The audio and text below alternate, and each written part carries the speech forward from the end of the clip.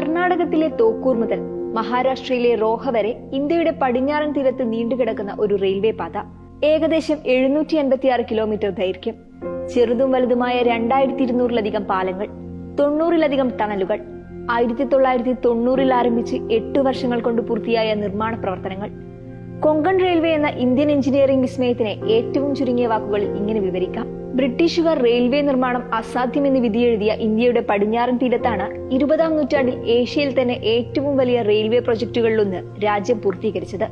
ആയിരക്കണക്കിന് ആളുകളിൽ നിന്ന് ഏറ്റെടുത്ത ഭൂമിയിൽ നൂറുകണക്കിന് തൊഴിലാളികളുടെയും സാങ്കേതിക വിദഗ്ധരുടെയും നേതൃത്വത്തിൽ പണികഴിപ്പിച്ച കൊങ്കൺ റെയിൽവേ ഒരേ സമയം ഇന്ത്യയുടെ സാങ്കേതിക മികവിന്റെയും രാഷ്ട്രീയ നേതൃത്വത്തിന്റെ ഇച്ഛാശക്തിയുടെയും അടയാളമായി മാറുകയായിരുന്നു. 2023-ൽ 1/4 നൂറ്റാണ്ട് പൂർത്തിയാക്കുകയാണ് ഇന്ത്യയുടെ പടിഞ്ഞാറൻ തീരത്തെ മനുഷ്യജീവിതത്തെ മാറ്റിമറിച്ച ഈ സ്വപ്ന പദ്ധതി.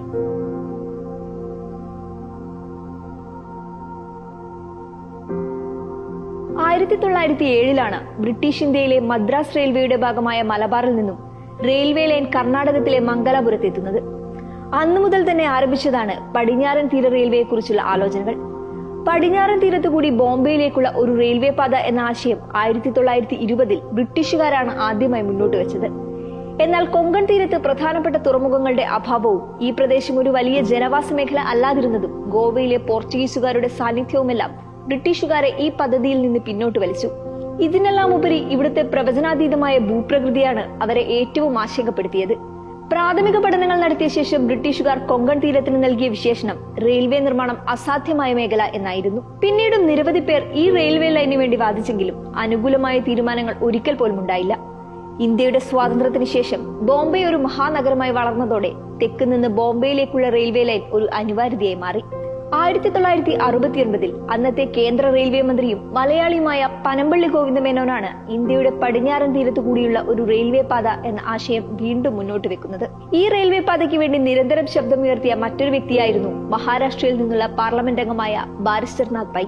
എന്നാൽ പടിഞ്ഞാറൻ തീര റെയിൽവേ എന്ന ആശയം പതിറ്റാണ്ടുകളോളം കടലാസുകളിൽ മാത്രമായി ഒതുങ്ങി നിന്നു. കൊങ്കൺ റെയിൽവേയുടെ ആലോചനകൾക്ക് വീണ്ടും ജീവൻ വെക്കുന്നത് 1977-ൽ മഹാരാഷ്ട്രക്കാരനായ പ്രൊഫസർ മധു ദണ്ഡവാഡെ കേന്ദ്ര റെയിൽവേ മന്ത്രിയായി ചുമതലയേറ്റ ശേഷമാണ്. 1979-ൽ ദണ്ഡവാഡെ ബോംബെയിൽ നിന്നുള്ള റെയിൽവേ ലൈൻ റോഹ വരെ നീട്ടാൻ ഉത്തരവിറക്കി. നിരന്തരമുണ്ടായ സമ്മർദ്ദത്തെ തുടർന്ന് 1985-ൽ മംഗലാപുരം മുതൽ ഗോവയിലെ മഡ്ഗാവ് വരെയുള്ള ഭാഗത്ത് റെയിൽവേ ലൈൻ നിർമ്മിക്കാൻ ഇന്ത്യൻ റെയിൽവേ മുന്നോട്ട് വന്നു.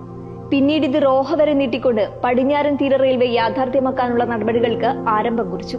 പദ്ധതിയെ സംബന്ധിച്ചുള്ള പഠന റിപ്പോർട്ട് 1988-ൽ റെയിൽവേക്ക് സമർപ്പിക്കപ്പെട്ടു. ആ റിപ്പോർട്ടിലാണ് ആദ്യമായി കൊങ്കൺ റെയിൽവേ എന്ന പേര് പരാമർശിക്കപ്പെടുന്നത്. 1989-ൽ VP സിംഗിന്റെ നേതൃത്വത്തിൽ നിലവിൽ വന്ന കേന്ദ്രമന്ത്രിസഭയിൽ റെയിൽവേ മന്ത്രിയായി ചുമതലയേറ്റത് ഒരു മംഗലാപുരം സ്വദേശിയായിരുന്നു. ഇന്ത്യയുടെ പടിഞ്ഞാറൻ തീരത്തെ മനുഷ്യരുടെ വികസന സ്വപ്നങ്ങൾ നേരിട്ടറിയാവുന്ന ഒരാൾ. പിൽക്കാലത്ത് കൊങ്കൺ മാൻ എന്നറിയപ്പെട്ട സാക്ഷാൽ ജോർജ് ഫെർണാണ്ടസ്. ഔദ്യോഗികമായി ചുമതലയേറ്റതിനു ശേഷം റെയിൽവേ ബോർഡിലെ ഉന്നത ഉദ്യോഗസ്ഥരുമായി നടന്ന ആദ്യ മീറ്റിംഗിൽ തന്നെ ജോർജ് ഫെർണാണ്ടസ് മുന്നോട്ട് വെച്ച 2 പദ്ധതികളിലൊന്ന് മംഗലാപുരത്തെ ബോംബെയുമായി ബന്ധിപ്പിക്കുന്ന ഒരു റെയിൽവേ ലൈനായിരുന്നു.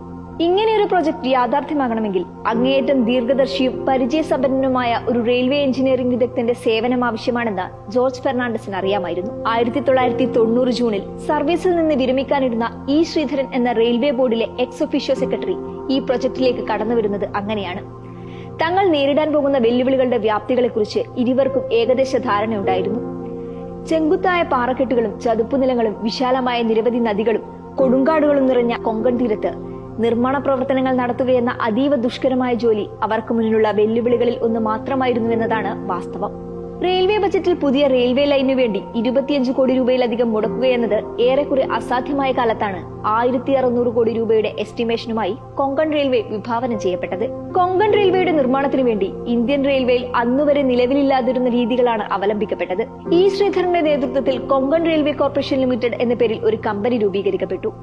പദ്ധതിക്ക് ആവശ്യമായ തുകയുടെ 1/3 ഗുണഭോക്താക്കളായ കേരളമടക്കമുള്ള 4 സംസ്ഥാനങ്ങൾ വഹിക്കുകയും ബാക്കി വരുന്ന തുക പബ്ലിക് ബോണ്ടുകളിലൂടെ മാർക്കറ്റിൽ നിന്ന് കണ്ടെത്തുകയും ചെയ്യുക എന്ന ആശയമാണ് ഇ ശ്രീധരൻ ജോർജ് ഫെർണാണ്ടസിന് മുന്നിൽ അവതരിപ്പിച്ചത്. പ്രൊഫസർ മധു ദണ്ഡവാഡെയായിരുന്നു അന്നത്തെ കേന്ദ്ര ധനമന്ത്രി. Planning commission vice chairman Ramakrishna ഹെഗ്ഡെയും കൊങ്കൺ പ്രദേശത്ത് നിന്നുള്ള ആളായതിനാൽ ഈ ആശയത്തിന് അനുമതി നേടിയെടുക്കാൻ ജോർജ് ഫെർണാണ്ടസിന് കൂടുതൽ അധ്വാനിക്കേണ്ടി വന്നില്ല. പ്രധാനമന്ത്രി VP സിംഗ് കൂടി അനുമതി നൽകിയതോടെ ഈ സ്വപ്ന പദ്ധതിക്ക് തുടക്കം കുറിക്കപ്പെട്ടു. കൊങ്കൺ റെയിൽവേ നേരിട്ട മറ്റൊരു പ്രധാന വെല്ലുവിളി പദ്ധതിക്കാവശ്യമായ ഭൂമി ഏറ്റെടുക്കലായിരുന്നു. 3 സംസ്ഥാനങ്ങളിലായി ഏകദേശം 43,000-ഓളം പേരുടെ ഉടമസ്ഥതയിലുള്ള 4,850 ഹെക്ടറോളം ഭൂമി പദ്ധതിക്കായി ഏറ്റെടുക്കേണ്ടതുണ്ടായിരുന്നു. എന്നാൽ റെയിൽവേ പാതയുടെ ആവശ്യകത തിരിച്ചറിഞ്ഞ ഭൂവുടമസ്ഥരിൽ പലരും സ്വമേധയാ ഭൂമി വിട്ടുകൊടുക്കാൻ തയ്യാറാവുകയായിരുന്നു. കുടിയൊഴിക്കപ്പെട്ടവരെ പുനരധിവസിപ്പിക്കാൻ സാധിച്ചതോടെ ഭൂമി ഏറ്റെടുക്കൽ എളുപ്പമായി. നഷ്ടപരിഹാര തുകകൾ വിതരണം ചെയ്തത് വെറും 12 മാസങ്ങൾ കൊണ്ടായിരുന്നു.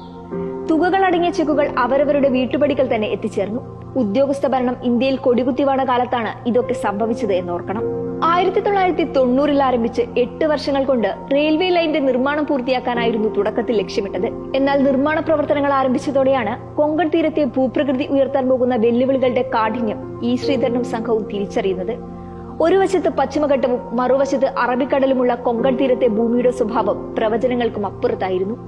ഏതാനും കിലോമീറ്ററുകൾക്കുള്ളിൽ തന്നെ കുന്നുകളും അഗാധമായ മലയിടുക്കുകളും പാറക്കെട്ടുകൾ നിറഞ്ഞ പീഠഭൂമികളും ചതുപ്പുനിലങ്ങളും മാറി മാറി വരുന്ന പ്രദേശത്താണ് റെയിൽവേ നിർമ്മാണം സാധ്യമാക്കേണ്ടിയിരുന്നത്. ഇതിനു പുറമെയാണ് മൺസൂൺ സമയത്തുണ്ടാകുന്ന അപ്രതീക്ഷിതമായ വെള്ളപ്പൊക്കങ്ങളും മണ്ണിടിച്ചിലുകളും. ഈ വെല്ലുവിളികളെയെല്ലാം അതിജീവിച്ചാണ് നിർമ്മാണ പ്രവർത്തനങ്ങൾ മുന്നോട്ടു പോയത്. ട്രെയിനുകൾക്ക് പരമാവധി വേഗത കൈവരിക്കാൻ വേണ്ടി വളവുകളും കയറ്റിറക്കങ്ങളും കഴിയുന്നത്ര ഒഴിവാക്കിക്കൊണ്ടുള്ള നിർമ്മാണമാണ് ലക്ഷ്യമിട്ടത്.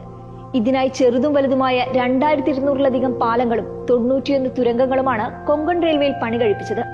നിർമ്മാണ പ്രവർത്തനങ്ങളിലെ വെല്ലുവിളികളെപ്പറ്റി ബോധ്യമുണ്ടായിരുന്നതിനാൽ കൊങ്കൺ റെയിൽവേ കോർപ്പറേഷൻ കരാറുകാരെ തിരഞ്ഞെടുത്തത് വളരെ ശ്രദ്ധയോടെയായിരുന്നു. L&T, ഗമോൺ ഇന്ത്യ, അഫ്കോൺസ് തുടങ്ങിയ രാജ്യത്തെ പേരുകെട്ട നിർമ്മാണ കമ്പനികൾക്ക് മാത്രമാണ് കരാറുകൾ അനുവദിക്കപ്പെട്ടത്. എഞ്ചിനീയറിംഗിന്റെ സാധ്യതകളും സൗന്ദര്യവും ഒരുപോലെ കൊങ്കൺ റെയിൽവേയുടെ നിർമ്മാണത്തിൽ സമ്മേളിച്ചു. കൊങ്കണിലെ പല നിർമ്മിതികളും അന്ന് ഇന്ത്യയിലെ റെക്കോർഡുകളായി മാറി.